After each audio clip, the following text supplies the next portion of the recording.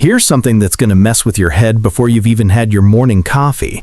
Right now, sitting inside a temperature-controlled case at the National Archaeological Museum in Athens is a piece of technology so advanced that scientists spent over a century just trying to figure out what it was.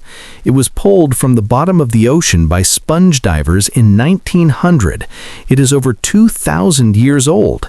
It has more than 30 precision-cut bronze gears, each one smaller than your thumbnail, interlocked with a complexity that mechanical engineers today describe as almost unbelievable. And the thing is, technology like this wasn't supposed to exist again for another 1,000 years after it was made. That's not a metaphor, that's the literal verdict from researchers at Cardiff University. A 1,000-year gap, one device, no explanation. And that is just number 9 on this list. Because the story of human history that most of us were taught in school has some very serious cracks in it. Not the kind you patch over with a footnote, the kind where you stare at an ancient object and the only honest thing a scientist can say is, "We don't know." And nobody in an official position wants to say that out loud. So let's say it for them. Number 10. The temple that broke the timeline. There is a hill in southeastern Turkey called Göbekli Tepe. In Turkish, it roughly translates to Potbelly Hill. Doesn't sound like much. It didn't look like much either, which is why when researchers first visited in the 1960s, they dismissed the large stones poking out of the earth as a medieval cemetery and left.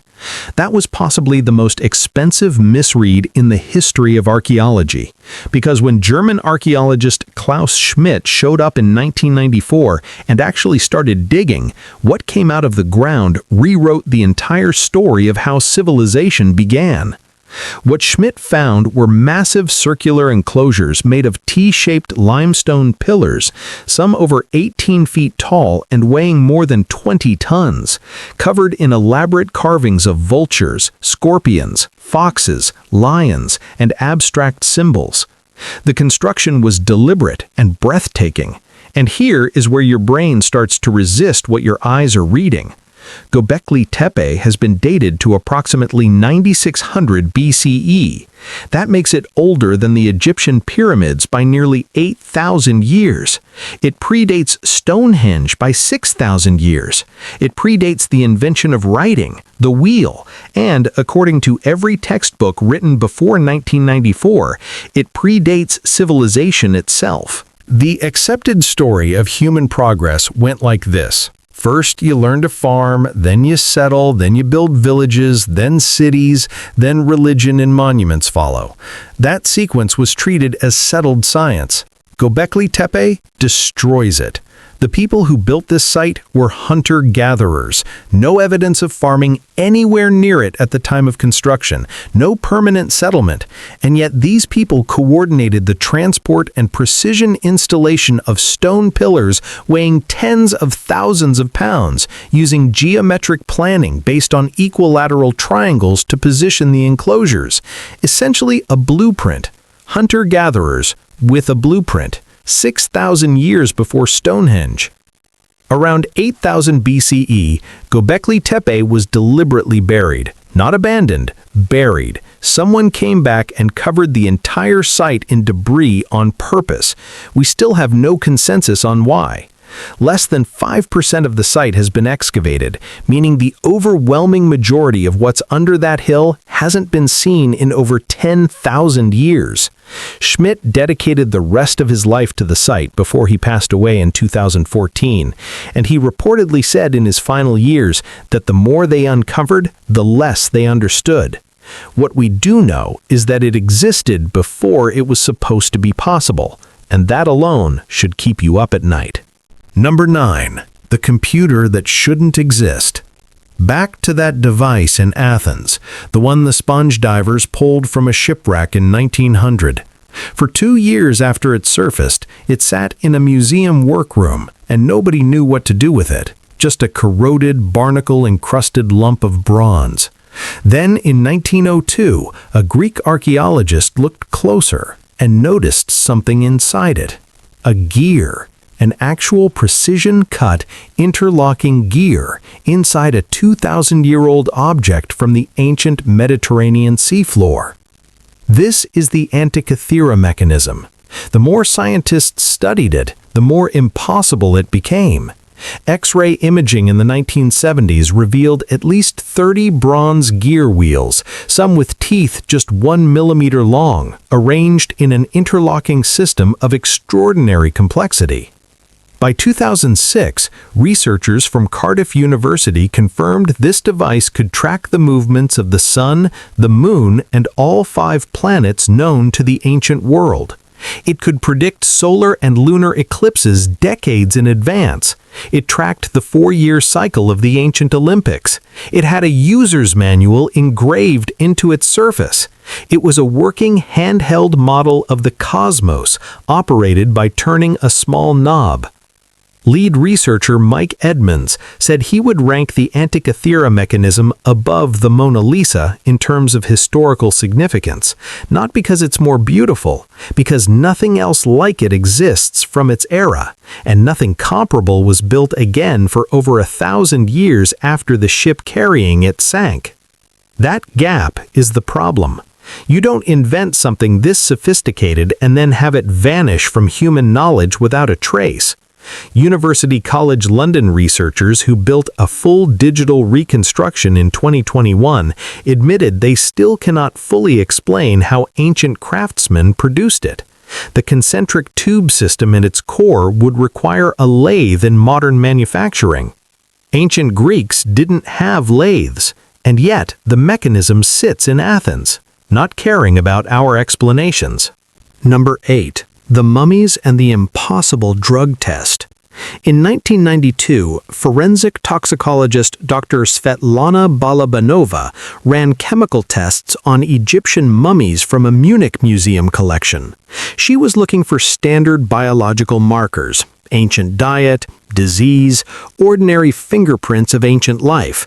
What her instruments returned made her run the test again, and then again. Cocaine, hashish, nicotine, embedded in the hair, skin, and bone tissue of mummies dating back 3,000 years. Not trace amounts, significant concentrations indicating regular, habitual use over a lifetime. The scientific community's response was swift and brutal. Contamination, they said, impossible, because cocaine comes from the coca plant, which grows exclusively in South America. Nicotine comes from tobacco, also a South American native. And the absolute consensus of Egyptology in 1992 was that no meaningful contact existed between ancient Egypt and the Americas before Columbus in 1492. These findings didn't bend that timeline, they shredded it. Balabanova didn't back down. She tested over 3,000 mummies across subsequent years and invited independent laboratories to verify her methodology. The results held. Then came the case that made dismissal nearly impossible.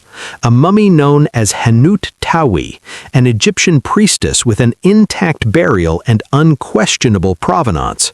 Researchers tested her remains with full contamination control protocols. They found cocaine metabolites.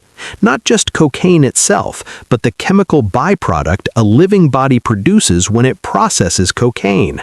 That distinction is everything.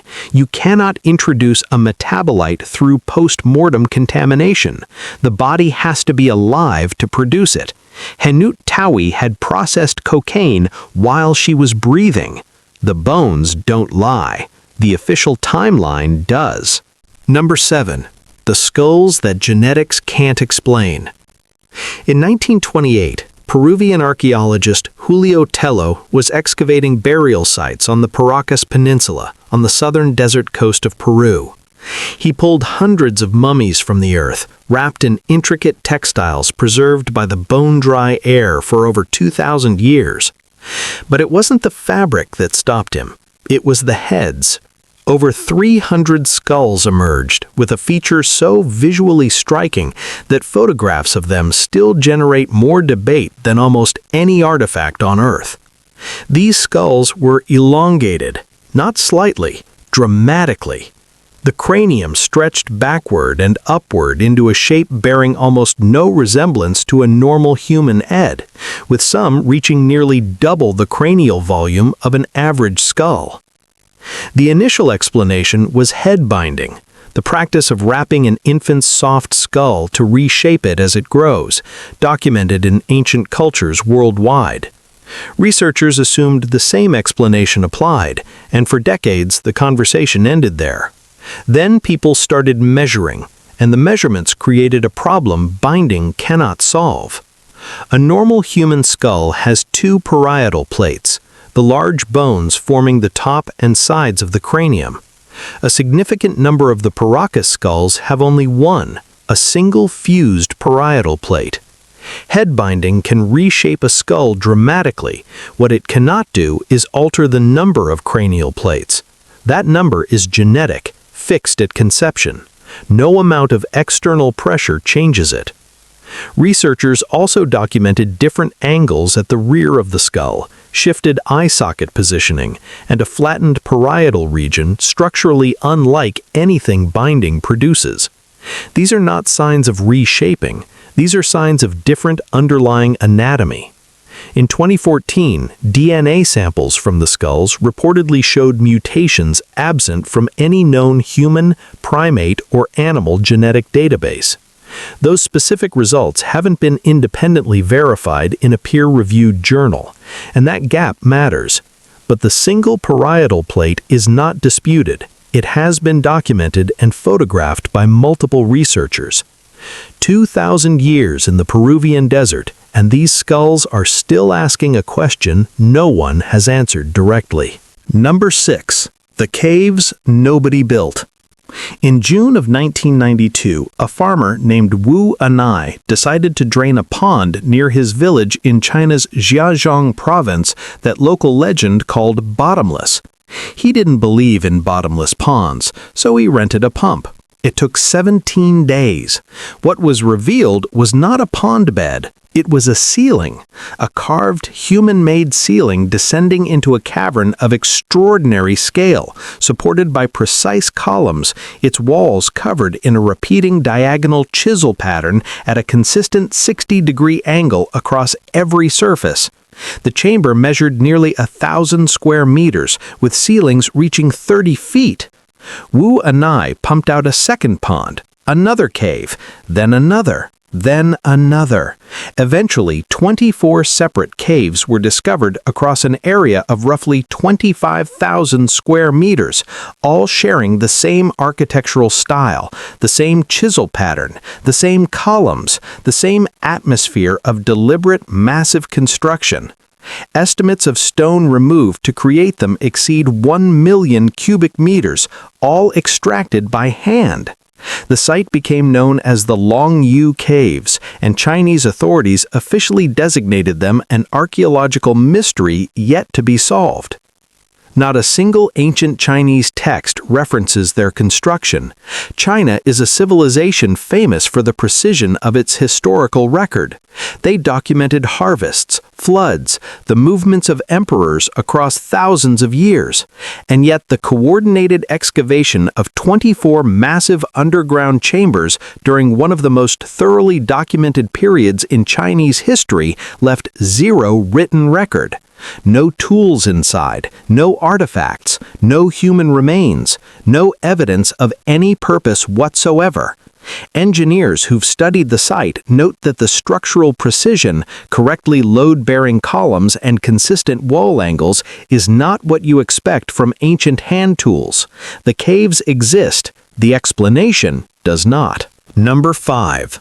The bowl with writing that crossed an ocean. Sometime in the late 1950s, a large ceramic bowl was found near the shores of Lake Titicaca in Bolivia. For years, it sat largely unexamined before being donated to the La Paz Museum of Precious Metals. Then someone looked closely at the inscriptions covering its interior. The bowl's inner surface contains two distinct types of markings. One section bears what researchers identified as Proto-Sumerian characters. The other contains a variant of cuneiform, the wedge-shaped writing system developed in ancient Mesopotamia, modern-day Iraq, on the other side of an ocean. This object became known as the Fuente Magna Bowl. Linguist Dr. Clyde Winters analyzed the inscriptions and concluded they were not decorative. They were legible text, which he translated as a prayer to a Mesopotamian goddess invoking agricultural blessings. Whether that specific translation holds up or not, multiple researchers who have examined the markings agree on one foundational point. These inscriptions bear a specific, non-coincidental resemblance to Proto-Sumerian and cuneiform writing systems that emerged around 3400 BCE. The bowl has been tentatively dated to a broadly similar period.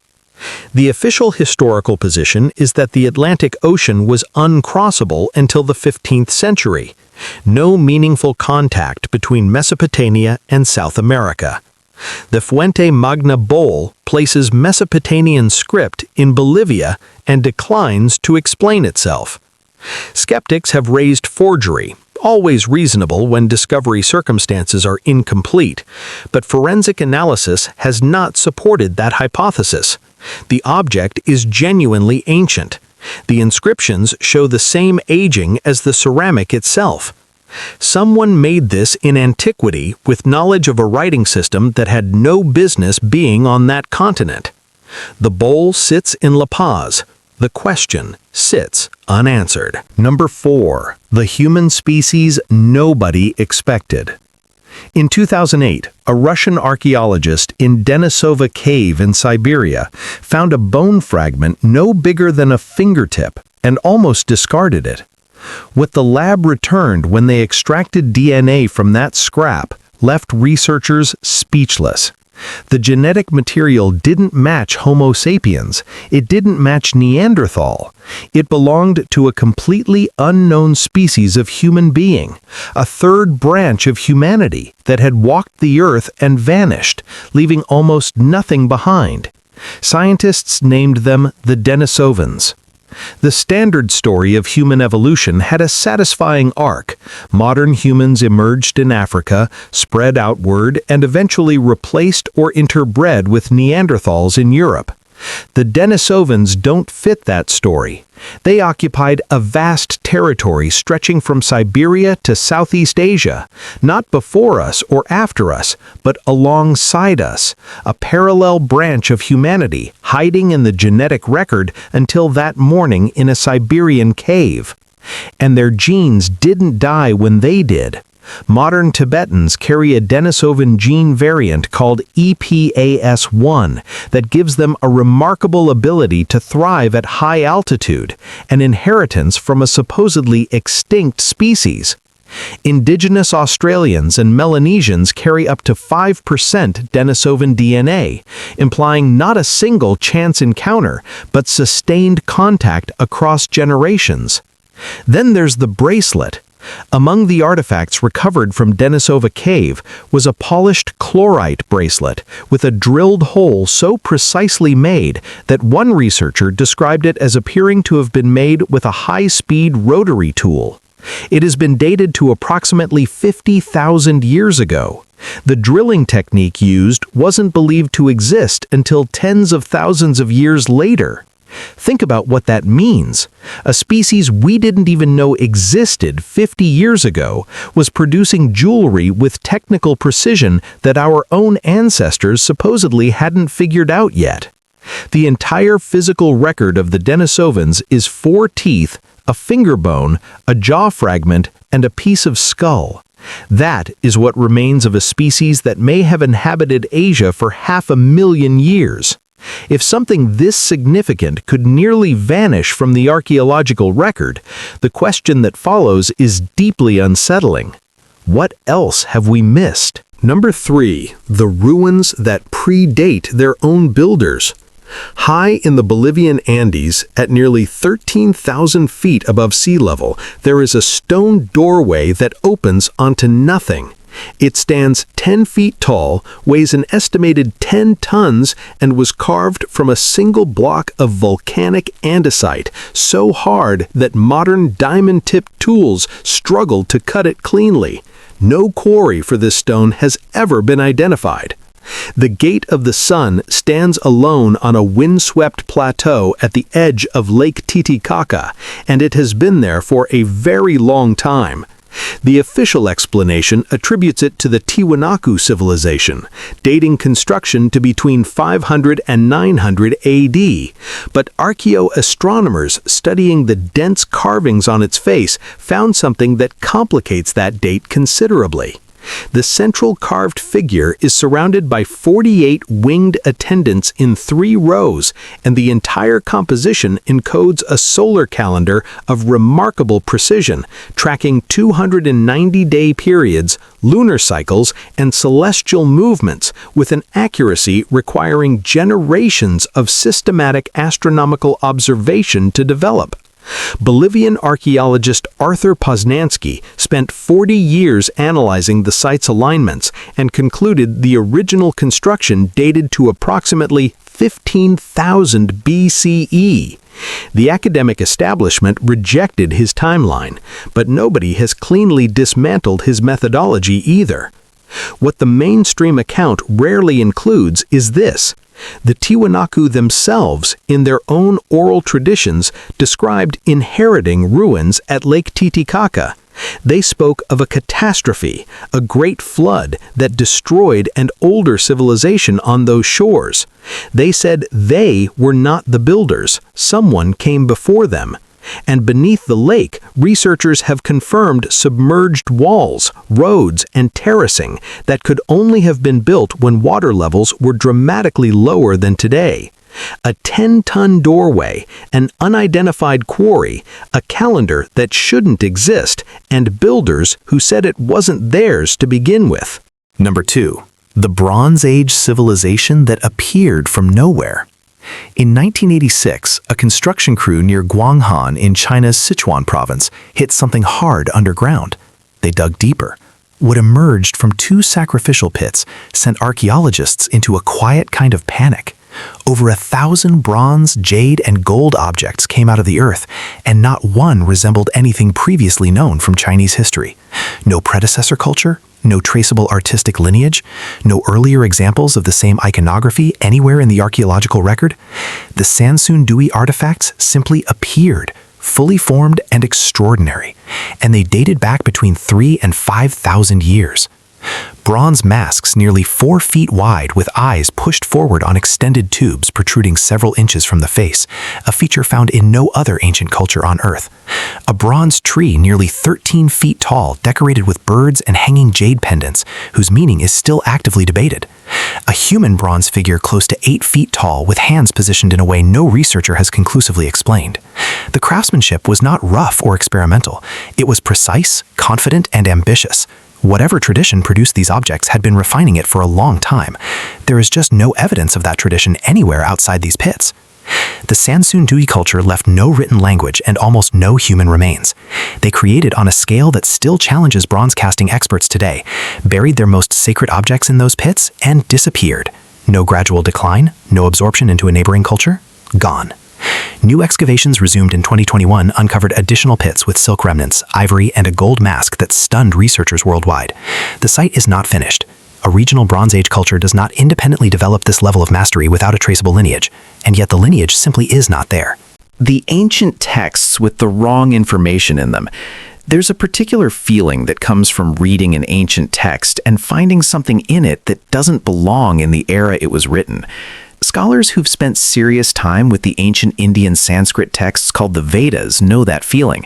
The Vedas stretch back at least 3,500 years, with oral traditions likely centuries older. They are primarily religious and philosophical, hymns and rituals and cosmological thought, which makes certain passages persistently difficult to explain away. Scattered throughout these scriptures are detailed descriptions of flying craft called vimanas, not the symbolic flight of gods in vague poetic terms. specific, technical, mechanical flight. The Vaimanika Shastra describes categories of aerial vehicles with different capabilities, some that move in straight lines, some that can become invisible, some that can monitor other craft. It includes discussion of construction materials, propulsion, altitude effects on the human body, and dietary requirements for pilots. Mainstream scholars largely dismiss it because its early 20th century transcription raises authenticity questions. That skepticism is fair and worth noting. But the Vaimanika Shastra is not where the most compelling material lives. That's in the Mahabharata, one of the longest epic poems ever written, and a text whose ancient origins are not in dispute. The Mahabharata describes aerial vehicles used in warfare with startling specificity. One passage describes a weapon released from a flying craft producing a column of smoke and fire as bright as 10,000 suns, followed by a blast wave incinerating everything in its radius, followed by survivors losing their hair and nails. Robert Oppenheimer, who led development of the first atomic bomb, was asked after the 1945 Trinity test whether it was the first nuclear detonation in history. His answer was not a clean yes. He said it was the first in modern times. Oppenheimer was a Sanskrit scholar who had read the Mahabharata in its original language. That doesn't prove anything, but it is the kind of detail that refuses to stay quiet. Here is what ties all 10 of these things together. It is not conspiracy, it is not aliens, it is something far more uncomfortable than either. It is the possibility that the version of human history most of us were handed is a dramatically simplified sketch of a reality that was far more complex, far more connected, and far more ancient than anyone in an official position is willing to say out loud. A device that predates mechanical engineering by 1,000 years. A temple that predates agriculture by 6,000 years. Mummies carrying the chemistry of a continent they weren't supposed to know. Skulls with the wrong number of bones. Caves that nobody recorded building. A human species hiding in our DNA. Writing on a bowl that crossed an impossible ocean. Monuments whose own builders said weren't theirs. A bronze civilization with no origin. An ancient poetry that reads like a witness account of something no ancient person should have witnessed. The honest conclusion is not that history is wrong, it is that history is incomplete. And the most important question is not what these things are, it is what else is still out there, buried under sediment, sitting beneath a risen sea, waiting inside a cave that someone's grandchildren haven't found yet.